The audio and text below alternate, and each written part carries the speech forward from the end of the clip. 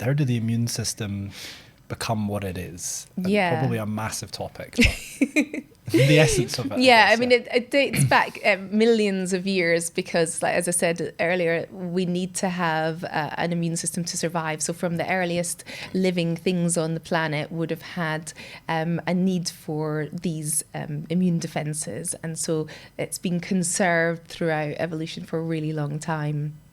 And I guess it's quite expensive to run your immune system for your Right. body. It's metabolically quite costly. And so we don't want to be pouring an investment into that all the time. So we sort of triage resources depending on what's needed. And so if you're stressed all the time, it's kind of emulating, if I'm about to step out on Oxford Street in front of a bus and I'm like, oh my God, that stress is going to get me to safety. It's going to suddenly give me a jolt of energy into my blood. It's going to give me that sharp focus that I need to get out of the way to safety. It's not going to be like, oh, we still need to work on that head cold that you have.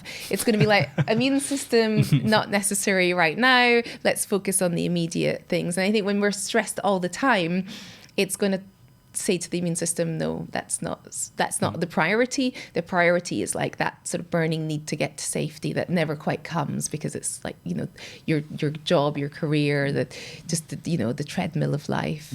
And so I think a lot of things make sense once you start to look through the lens of evolution. And the evolutionary mismatch theory in terms of the immune system is a theory whereby we don't get these inputs that we need from our environment. So your immune system is a sensing system. It's very much shaped by various inputs from your environment, things you do, things you're thinking, things you're exposed to, your food, your exercise, the environment.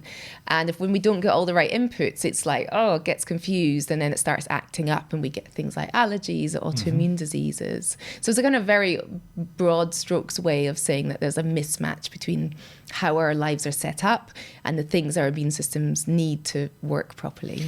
I'm going to push you a little bit on what we can do to try and recalibrate and realign. Yeah. It sounds like a lot of that might be within our control. Yeah.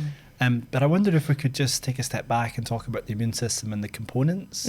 So, very simply, I guess it's to protect us from foreign harmful things. Yeah. But there's also an element of helping us with our own insides as well. So if there are cells which are out of control, could you maybe just kind of encapsulate that as to what it is? And then we'll talk about what we can do about if it goes wrong or what we can do to prevent things from going wrong. I think classically we've divided it into this innate and adaptive immune system. The innate is that first line of defense. Those are the white blood cells that are lining those body barriers, the nose, the throat, the airways, the gut, underneath the skin. So if anything gets through those barriers and could potentially harm us, you've got cells sitting there waiting.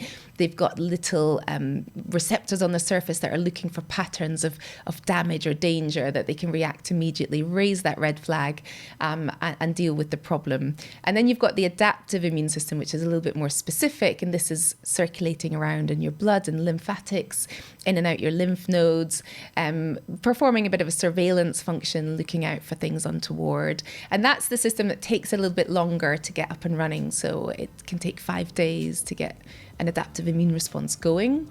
So sometimes, if you fall sick, you've got to give your immune system a little bit of time. Yeah, which none of us have. We want, get the symptoms fixed now.